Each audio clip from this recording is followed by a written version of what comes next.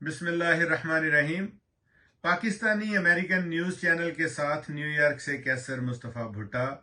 Programme कैसर मुस्तफ़ा के साथ सच जाना। पीटीआई इंट्रा पार्टी इंतखाबात कल अदम करार।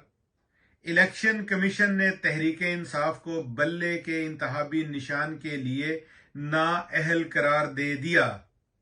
इलेक्शन कमीशन ने पाकिस्तान तहरीक इंसाफ से बल्ले का इंतखाबी निशान वापस ले लिया है।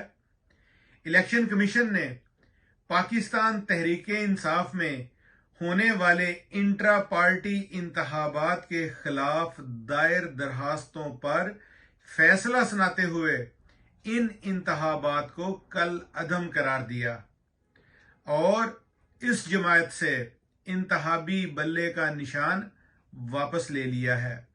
याद रहे कि इलेक्शन कमीशन के 5 रुकनी बेंच ने इन दरखास्तों पर 2 रोज पहले फैसला महफूज किया था, जो आज सुनाया गया।